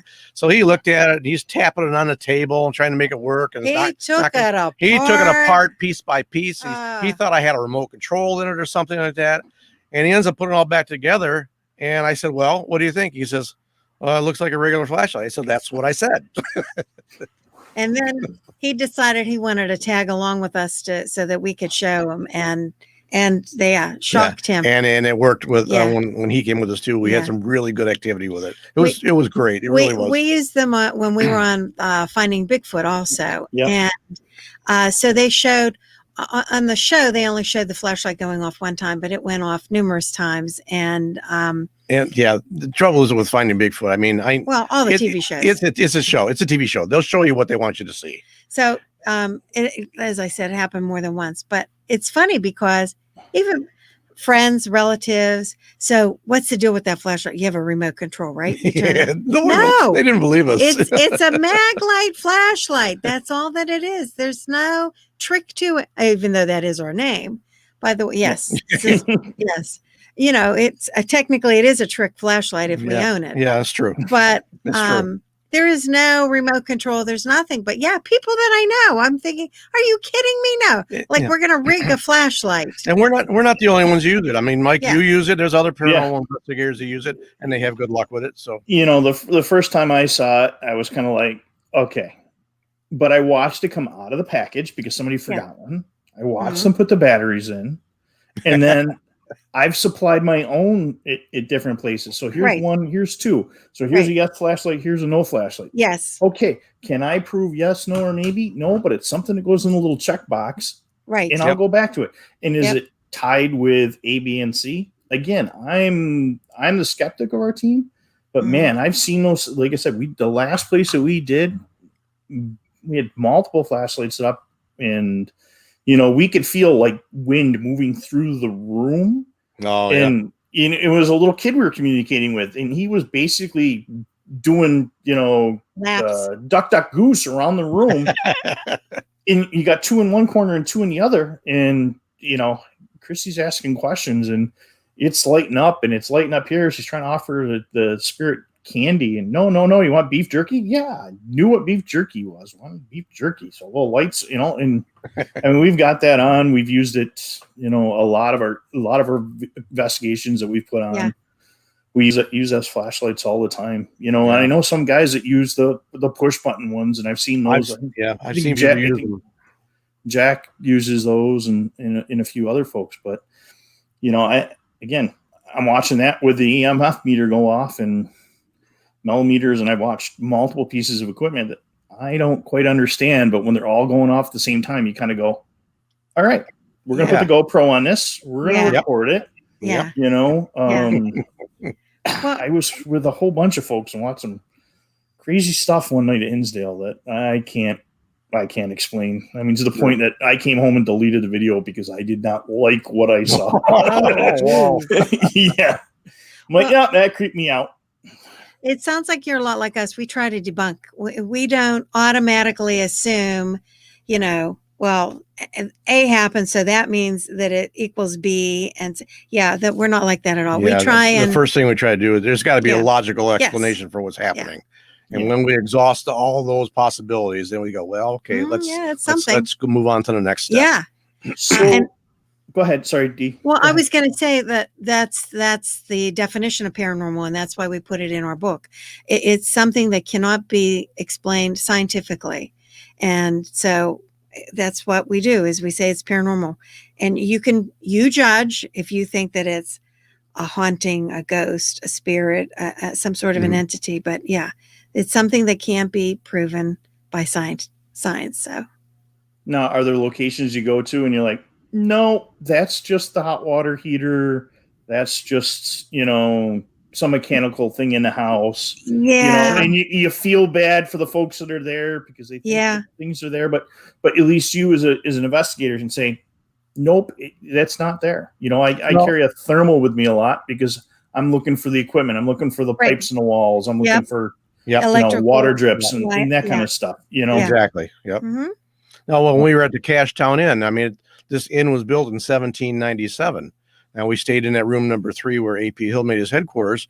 And during the night, we heard creaks and all kinds of weird noises. Yeah. I can easily see that to somebody that is not an investigator, that they're just staying there for the night. They say, man, all these noises, this place is haunted.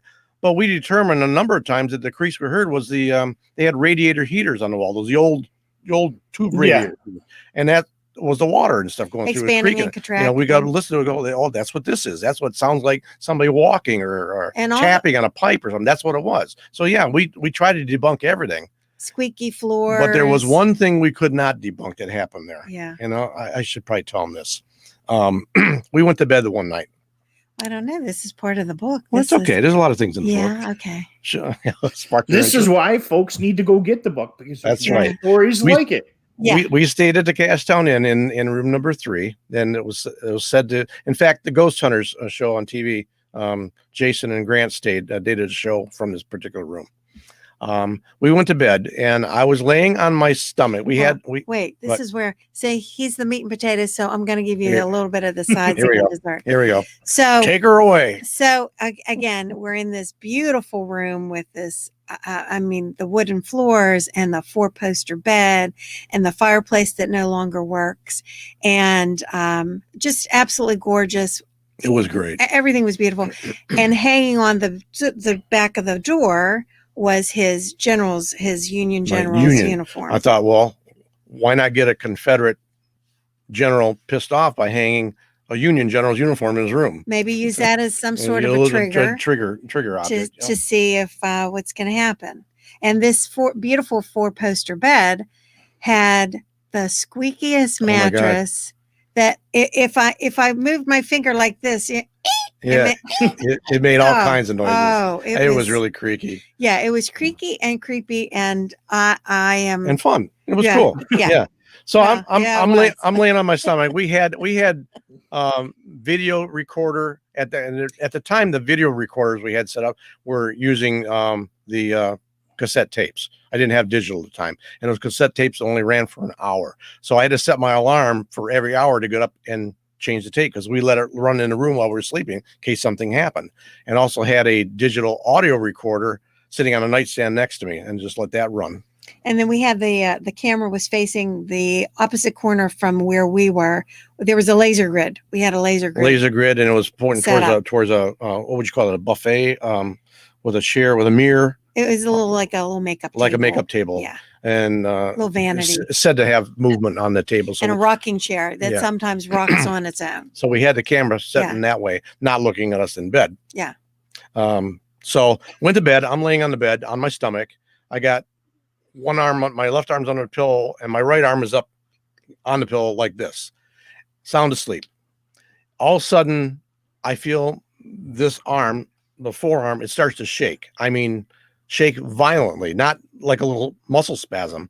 And it shook so much that it woke her up. It shook the whole bed. The bed was creaking, making noises. I sleep through anything and everything. And all of a sudden she wakes up, she says, "What's going on?" And I said, "Did you feel that? Yeah. The bed's moving. What's going on?" And I said, "I don't know." I said, "My arm's shaking. As soon as I opened my eyes, it stopped. Just completely stopped." And I thought, well, was this a dream? But it couldn't have been a dream, because she felt it. So I remembered I had the audio recorder recording, so we played it back, and you heard everything on the recorder. You heard the bed shaking, you heard us talking. Excuse me. So it happened. Well, we didn't think any more about it. Just that was weird. We filed that away and thought, that was odd. So it wasn't until about a year and a half later we were back in Gettysburg, and I was talking to one of the historians there on the battlefield, and I was telling him about my episode at the cash down, about my arm shaking, stuff like that, and the whole time I'm telling the story, he's just kind of smiling and nodding his head like this, like acknowledging it, and he goes, "Well, you know the story behind that, don't you?" And I go, "I don't know. What are you talking about? What story?" He says, "That was General A.P. Hill's room. That was his headquarters. A.P. Hill had a young cadet. That was his right-hand man. If somebody needed coffee, he'd go get the cup of coffee. If he needed to get somebody to talk to, the kid would go get it. So blah, blah, blah." So he says the general this is the night before the Battle of Gettysburg started. The general went to bed because, he had planned things all day long. So he went to bed to get some rest. Well, during the night, something happened. The general needed to be awakened for an emergency. They sent a cadet in there to wake him up. And they said that the cadet grabbed the general's forearm, and shook him real violently to wake him up. And we're going, what? So that was pretty cool. Yeah. That was pretty cool. Really neat. He didn't shoot the cadet, did he? I don't know. Maybe if the cadet's still in there, maybe that's what happened to him. Here we are. Oh, there we are, dressed up in our I just gear. realized that's behind us. Can you see it? Let's see if we go to this one. That'll work better. Yep. Very nice. Yeah, my southern. That was I'm with my general. I'm southern. I was a Southern Belle. That was actually the picture we used for our wedding picture. Yeah, our wedding invitations. Very nice. Yeah. If anyone has any questions for Jimmy and Dee, please drop them in the comments. So we've got the recorder, we've got the flashlights. Right. How much time do you guys spend out in the woods with the Pennsylvania Bigfoot Society guys and getting out there and doing Bigfoot kind of stuff? And what do you use when you're out there with them? A lot of the same thing. I mean, we don't really use a a mag flashlight, but definitely the auto recorder. I've got to the point now to make my job easier. I bought myself a denim vest, and I've got Velcro stitch on here, and I'll Velcro auto recorder here. I've got a body cam I put here that like the police officers use. I found that to be really helpful because wherever I go, that camera is always on taking pictures. So whatever you don't have to hold the camera. Yeah, and what he's always on looking there on my at, chest. yeah, whatever he's looking at, that's. We'll take EMF detectors with us. And sometimes I'll have my own digital recorder just in case it's backup. Yeah, because they always go down for some reason. They do. Yeah, and that's why I got this. It's like an old fishing vest, but it's a denim, and it's got extra pockets for batteries and things like. Because you're going to need them. You're definitely going to need more batteries. That's the kind of stuff we just went out with Eric. And I guess it was whenever David had passed away. We did an honorary investigation, and that was interesting. And once again, here's a surprise: it rained. Yeah, it rained, and Eric will have to tell you about the weirdness that happened that night. So we had some weirdness that happened. That was cool. Very interesting. Yeah. So, but we'll save that story for him. Yeah, that's his story. He can tell that. Yeah. But we were with him when it all happened. Yeah, we're tagging along, and all of a sudden, our caravan of vehicles came to us. We're back on these 2-track roads on the Chestnut Ridge, back on the Game Lands 51 back there, and supposedly there's supposed to be a lot of activity back there, and it was pouring down rain. There was thunder and lightning. It was perfect. And then all of a sudden, Eric was driving ahead of us in his truck, and all of a sudden he slams on those brakes and he comes flying out. But he'll have to tell you everything that's going on. I can't go into detail. That's his story. That's where I heard my first scream, standing there talking with Jay. Oh, is that really? Yeah, it was up in there. And then we found the print with Joey and the rest of and Brian and all those guys at one of the Bigfoot camping adventures. Oh, yeah. That was my first year down there. I'm like, is that you? Is that you? Is that you? Nope. Yeah. Okay. It's a hot spot. Everybody's like, gotta go. Yeah. Yeah. You gotta go because you gotta go. See, I'm me personally, when you're talking about Bigfoot and that, me personally, I'm still on the fence. I need more evidence to prove to me that it's real. I don't think it's impossible. Because scientists are still finding lost tribes in the Amazon, that they've never known about before. So why couldn't there be a Bigfoot? I don't know. I just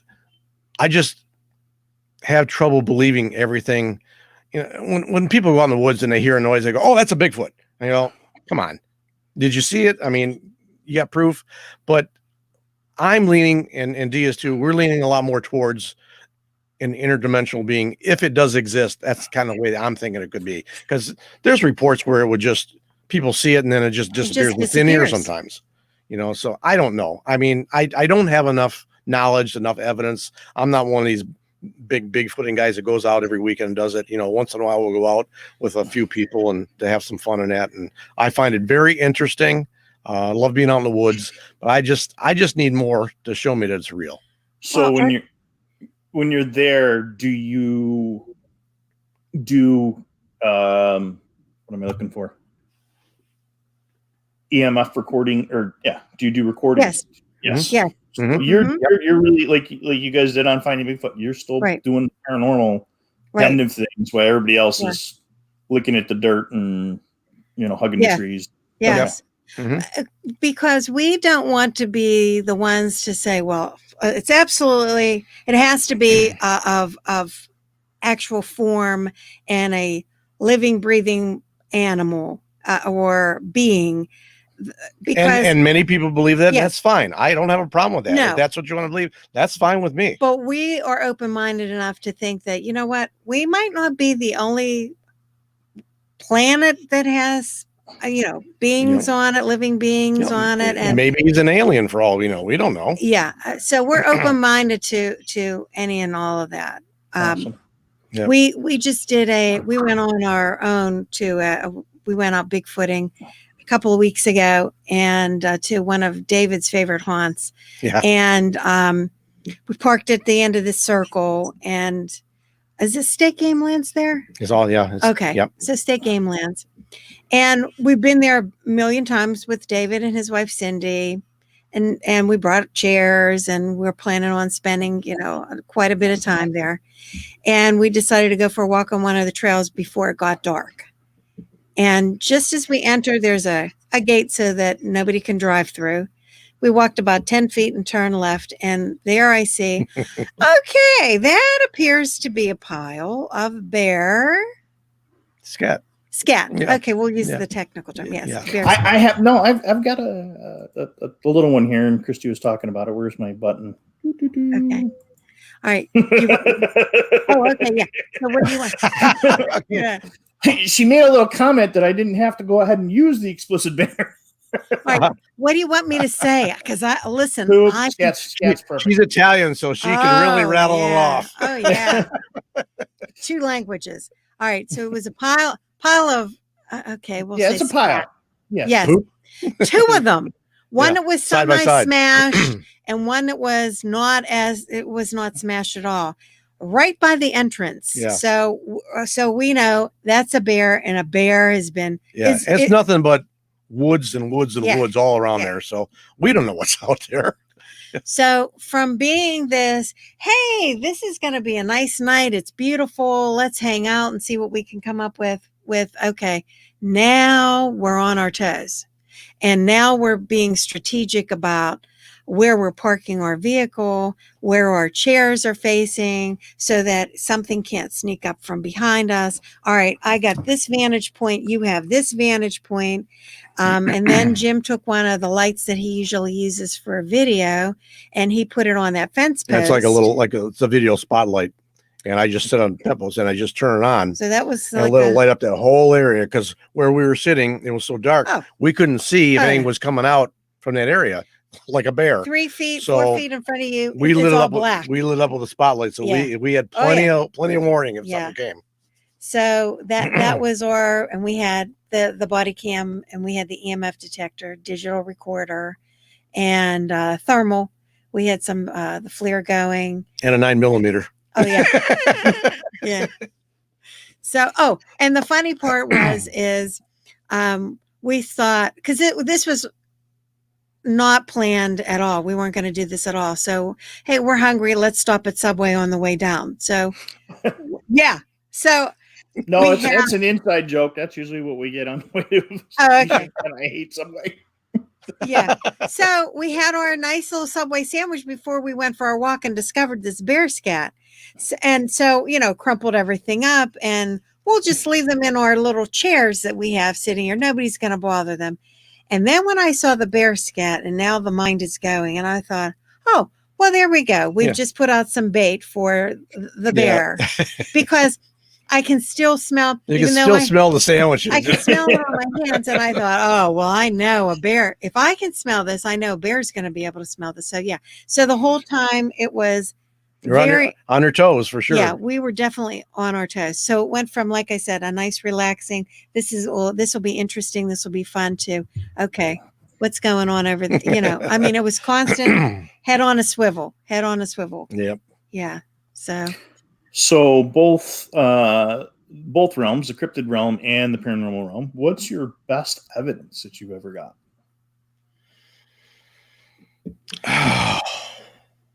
Stuff that you guys have collected yourself, not, the shadow figure is definitely an interesting piece of evidence. I think it's got to have to be the EVPs. We get some really good EVPs in Gettysburg. I would say so too.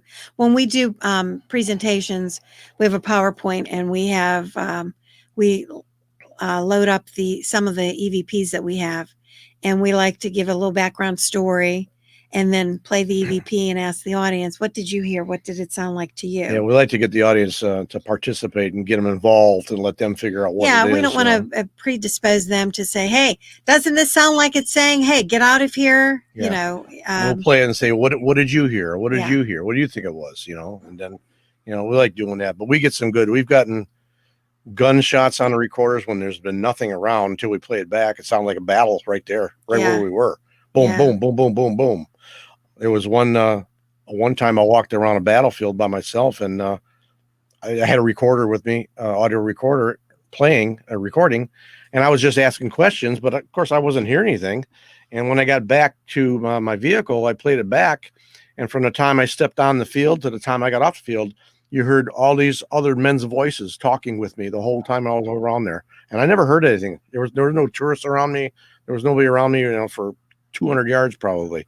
And they sounded like they were right next. I couldn't make out their dialogue, what they were saying, but you could hear a number of different men's voices just talking, carrying on a conversation the whole time I was walking around that field. You get something different all the time. How about yours? What's yours? Mine, I've got some video, and I've got some hair samples. We've got some really good EVPs. I've got a really good EVP up at Hinsdale where I got told off by the whatever was there. I asked if the place was tranquil. I got a yes, and then I got no, it's tranquil, because I mumbled, and we didn't tell everybody what it was. We brought it inside, and there was about 10 other people in there, and just watch everybody look like, okay. I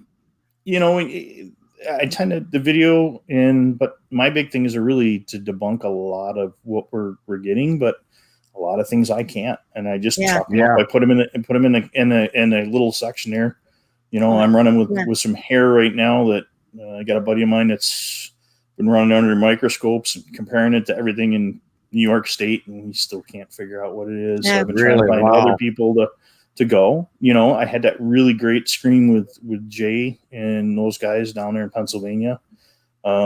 We find stuff, we put away. I'm now carrying a 3D scanner app on my phone. So now when somebody says, well, it disappeared, well, where did it disappear from? You can go 3D scan that area and see if there's still an imprint there. Where you could try a cast, you're not going to get stuff, but you can see if it's a double bear. You can turn it sideways, you can turn it up. So that's cool. Yeah. And it's the ability to get out, check history, because the locations I love to go to, of course, are the historical places. Yeah, that's too. And get out in the woods, get some fresh air. That's it. As you guys know, our thing is, where's my sage? It's a taste of the universe. We want you to taste. We want you to get out. Going down in your area, that whole Chestnut Ridge area. I mean, the military history through there. It's crazy. The hiking, the beautiful valleys, the game lands, it's there. I mean, where we go and what we do is we try to, bring some stuff together, and working with a medium, trying to compare what I'm getting and what she's getting. We did a nursing home once, and she's going through and knocking stuff off, and I'm scanning the room, and I'm like, okay, and talking to the folks that run the facility. I mean, still an active facility. And I'm like, we got stuff here. Well, there's no electrical running through here. There's nothing here. Why am I getting EMF detector going off? Right. Why have I cold spots when there's nothing behind the wall to give you a cold spot? And, that's the kind of stuff you chuck it up, you put it away, and so it piques your interest to go back out and try it again. Right. That's what I said. Yeah. It's the little things that keep you going. In the architecture, we do a lot of tours, a couple of hotels up in the Buffalo area, and just going through the history.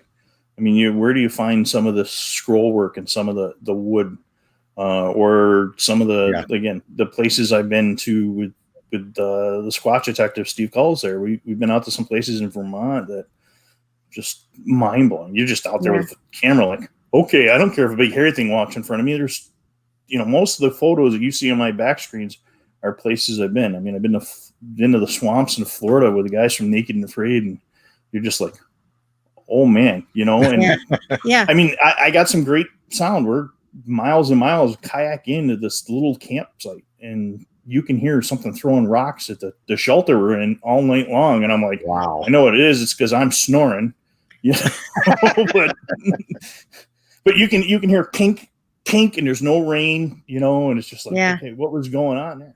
So you take that time and you see what's there. Who are your mentors, or do you have any mentors in the field? Well, Bigfooting was definitely David, for sure. Yeah, he taught us a lot. David did teach us a lot of stuff. Yeah, we didn't know anything about Bigfooting until we went out with him, and he would always invite us out on any time.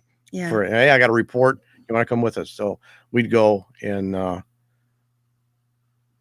We definitely learned a lot from him and techniques and what they do. When What we about went, paranormal? Oh, sorry, Dee. well, I was going to say when we did Finding Bigfoot, Cliff Barrickman took us out, and so on the show they showed us doing the paranormal, but what they didn't show you is after we did that, he said, "I want to take you guys out Bigfooting now," and so he taught me how to do a yell. So I do the kind of scream that it's very primal scream kind of thing that he taught me how to do. So it's a little bit different than but everybody does a different scream. And there's again, is this the proper one? Is this the official? That's not an official Bigfoot scream.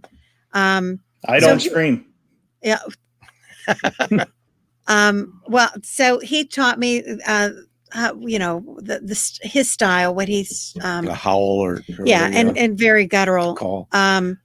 So he taught us some things, and but they didn't put that in the show. Yeah, no, they filmed it all. Oh my! And we had so much fun with that. Yeah, it was really cool. But so Cliff, they didn't put it in there. Yeah, I would have to say David, of course, and oh God, we miss him so much.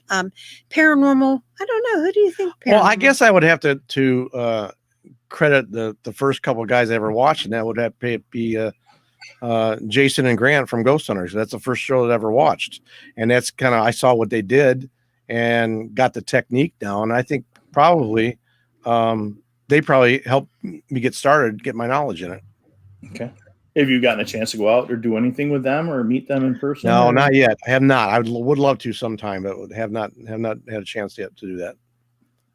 But yes, that's kind of our style. We don't do provoking. We don't, that's not, we disagree with that style of trying to anger and. Yeah, there's some investigators out there that like to provoke and antagonize. And I think you're asking for trouble. I mean, I don't want to mention any names, but his initials are Zach Bagans. Yeah.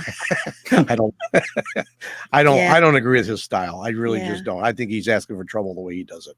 Yeah. We're respectful of the deceased. We try to be easygoing, and if that doesn't work, then we figure, okay, then nothing's going to happen. Okay, I'm not going to say, and jump out and get all angry and say, you better show yourself right now, and start getting all, pissed off at, because I think it's just trouble. We're also very respectful of the areas that we're in because of all the history that has taken place, and we don't use it as a sideshow. And no matter where we go, whether it's a private home, because you don't want to stir the pot incorrectly, because people have to live there. I mean, they have to live their life. So, what you may think this would be awesome. I could get so much evidence to provoke something. Then you leave, and then you may end up leaving that. And then they're stuck with it. Yeah. So that's not a good thing. And as I said, when we go to historical sites too, we're very respectful for the areas, because these people have passed away. They were once living human beings like we are. Yes. So. And Einstein said that, energy can't be destroyed. It can only change form from one form to another. And I believe that's what the human soul, the spirit, is made up of. It's made up of energy. When your body dies, that energy has to go somewhere. Sometimes it's left behind for whatever reason. And I think those are some of the readings and things that we experience, and the EVPs that we get. Don't know why those souls or spirits are still around. Maybe they have unfinished business. I don't know. We're still trying to find out those answers, and I'm sure we won't know the answers until we become one of those people, those spirits. Yeah. So where do you want to go next? What's your on your? Well, right on. I don't like calling on bucket lists when you're talking about paranormal. I know. your travel lists. Yeah. Trans-Allegheny. Trans-Allegheny Asylum is one we're really looking at right now. We're trying to see if we can squeeze that in. We are having a busy October, so we don't know if we're going to be able to make it in October. So it might be later on in the year. But that's someplace that we really want to go. We want to go back to Gettysburg again. Yeah, definitely. There's so much happening there. And we always go to different areas. Every time we go to Gettysburg, we go to different areas. There's so many places to go to. And you're going to get something wherever you go. Yeah. There's so much energy there. So much. So those are I guess those are two biggies, huh? For right now. Yeah. Yeah. Well, and we're doing some private investigations too. So, Do you have any events coming up? I know COVID's kind of killed a lot of stuff that's Oh, going yeah. on. We do have you one know? coming up November 21st. It's which one was that? I think it's a UFO event, but it's going to incorporate Bigfoot and the paranormal also. Is it the Butler? No, it's not the Oh, Butler one. That one's okay. coming on until April again. Oh, okay. Um, That's the thing. We had so many events coming up. We were going to be speaking at so many too, and Yeah. then one by one they just went. Yeah, they kept dropping off. Yeah. So we've only been to a few this year because of COVID. Yeah, COVID kind of. Yeah. I'm sorry. On everything. We're ill prepared for the plug on our next location. But we don't. It's a problem is we don't know. Last weekend was supposed to be Peter Weimer's Chautauqua Lake Bigfoot Expo. It's my favorite. It's the one that got me started in this whole mess and meeting everybody. It's beautiful. And I went from there to to Eric's in the spring. It's but COVID's New York. We can't do anything. Can't go anywhere. Can't see anybody. Yeah. Coming down to see you guys, it's like, whoa, Yeah. 5 hours. It's not going to be, it's World War III to do that. So, yeah. Is there anything I missed that you guys would like to cover? Kind of hit your book. Well, when we wrote the book, we had to change the names to some of the folks in there, and that's why at the beginning of our interview we were talking and saying, well, geez, can we try and especially whenever it's a private home, we try and we don't like to reveal the location or the real names just because we don't want these gawkers of people ending up at their house and their property searching for themselves. Yeah. So we change the names or don't reveal the actual location for that purpose. So that kind of thing, that we've done that. We did that was the very last story in our book. We went to a private home.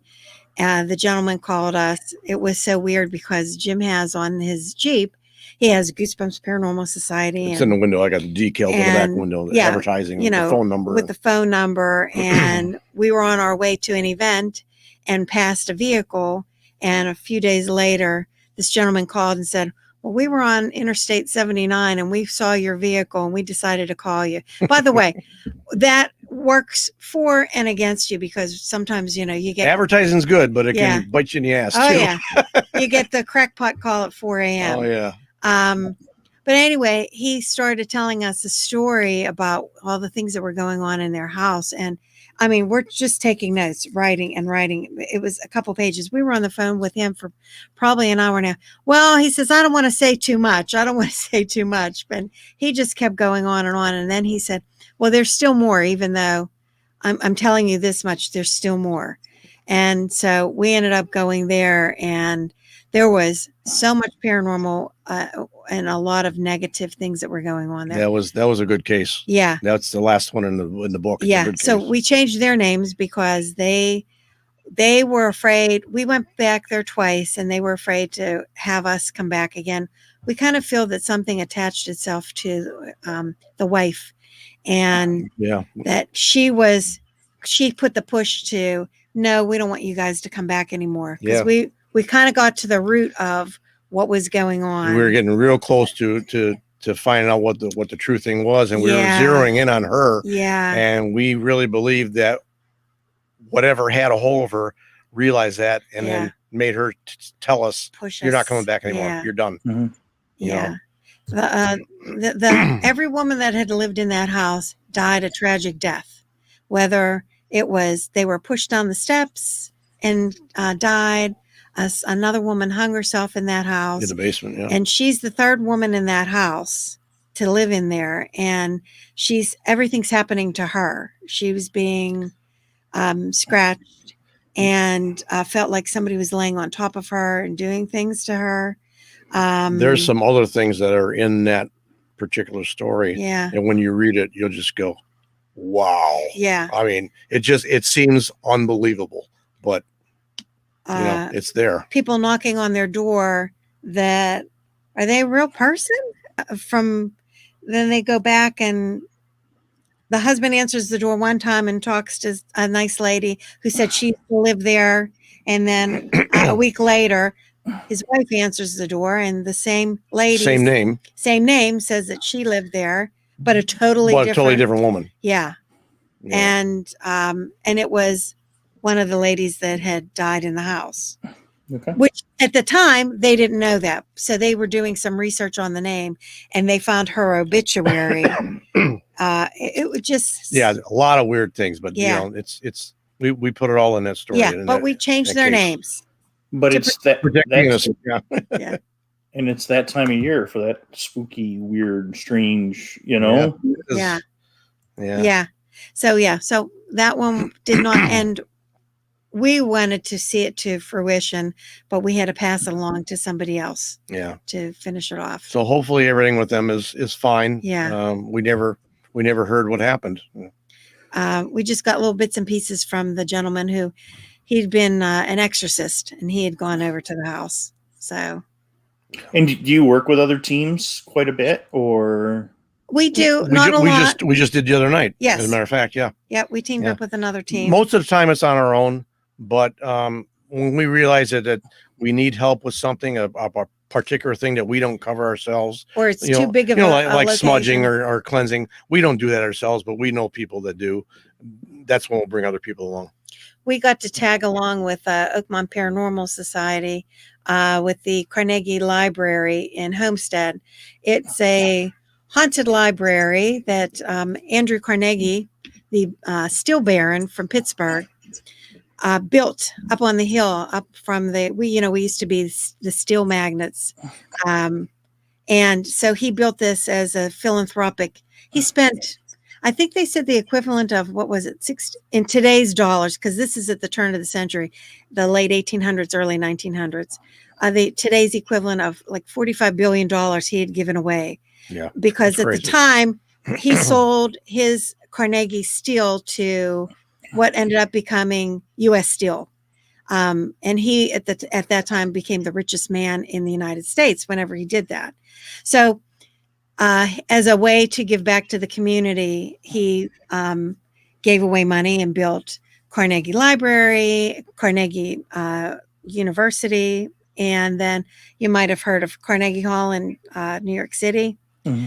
So anyway, so there's a lot of history with this library, and there are things that happen in this library. A gentleman passed away in the swimming pool, one of the steel workers. They made it so that there was an athletic club there, a swimming pool. Okay, I was like, swimming pool in a library. Now that's Yeah. library. Yeah. The U.S. Olympic team used to train at that swimming pool. Yeah. So it was well known at the time. But now back in the turn of the century, the steel workers, I mean, everything was black, including the steel workers whenever they were done working. So they would come up there, and if they wanted to swim in the pool. So what ended up happening is this gentleman here's what the folklore is, that he got into a fight with somebody at the swimming pool and fell into the pool, and he ended up drowning. And nobody noticed it because he was so dirty from working in the mill that the water just got clouded over, murky and dark and dirty. And plus the lighting back then, they didn't have LEDs back then. So apparently he floated around in the bottom of that pool for quite a while before somebody found him. Yeah, so he was in 8 feet of water when they found him. Yeah. So apparently he comes back and haunts the swimming pool area, the locker room. So we got to go in and investigate and go into the locker room in the swimming pool, and we ended up, there's a music hall there also. Very big. I think it seats, 1,100 or something? 1,100 people. It's really, really old, really cool. Yeah. Really cool. And so that's where we got some flashlight activity there. We were right on stage, and they said that sometimes you could hear people walking on the wooden floor of the stage or walking the catwalk. The curtains would be moving. You can see people in the audience whenever there's nobody there. But we went on the stage and we're asking questions with the Maglite flashlight. Yeah. And that's when we started getting a lot of activity going on. It was really cool. With that, yeah. And then we had a friend of ours who's spirit sensitive. She brought her pendulum. Yes, thank you. Mm-hmm. I could not think of that word. She brought her pendulum, and she was getting some activity with the pendulum. But we got a lot with the flashlight, and we We did Facebook Live too, so that we could. Yeah, a lot of times when we do investigations, we'll go live on Facebook and bring people along with us. So if something happens, they'll see it when we see it. It's not edited out like you see at a TV shows. But once again, with the EMF detector, you have to be careful with the phone that it doesn't give you a false positive that the lights are lighting up because of the electronics with the phone. So you have to be careful about that too. So that's what we paired up with them. So that was fun and interesting. Very nice. Yes. But yes, we like to go out and meet different people and go different places. Cool. Mm-hmm. If there's no more questions from the audience, I really appreciate everything. And again, I've posted in the links, the books. If there's anything else you want to mention about the books, we got a few more minutes here. I posted the Amazon links to both books. Thank you. Also posted your website in there. So if you're looking to get a hold of the Tricks, and you guys operate out of Pennsylvania and Michigan, correct? You still got a team up there. Yeah, Michigan, but it's mostly all Pennsylvania now. Oh, yes, and Trick is our real name. I had a nice Italian name. I didn't ask for it, but I was born with it. So. Well, I got it 6.5 years ago. Before that, I had a nice Italian last name, and then Trick, and my nickname is Dee Dee. And I said, Dee Trick, I'm going to be Dee Trick. So I have to go by Dee, because Dee Trick sounds like it sounds like a pole dancer. That's my stripper name, honey. Hey, I'm Dee Trick. Oh, and there's Jimmy's Secure video. I can't. Yeah. Oh yeah. Watch for the next video. Yeah. So yes. Besides the website, do you guys have a Facebook page? Yes. Yeah. Okay. Yeah. You could just type in. You need to go to Facebook and type in Goosebumps Paranormal Society, and it'll pop right up. That's where we put our videos from our investigations. The website's got a lot of great information on it. Tells about what we do, the equipment we use, the cases we've done, the members. But the Facebook page has got videos from our live Facebook. Right. Okay. Yes. Okay. Thank you for that question. Yes. Great I'll show here from Paul. Yeah. I'm real slick. So we're gonna say thank you and good night to Jimmy and Dee. Mike, appreciate you it. have just been such a wonderful Thank you so much for having us on. We really appreciate it. Thank you. Yes, we've really enjoyed this. Thank you, and we'll get you guys back on with Eric and Christy, and that'd be great about Eric's experience in that house, because I've been following that from the background, and you guys can elaborate on the Bigfoot thing, because I think you guys would be very interested in seeing what goes on in that Chestnut Ridge. It's just a strange place. So it's weird, spooky, and bizarre. Mm-hmm. Yes. You might say. Thanks, Mike. Thank you very much. Thanks everybody for watching. Yes. Yep. All right. Thank you. Okay, guys. Thank you for joining us tonight on Where's My Sage. We'll be back next week with Christy.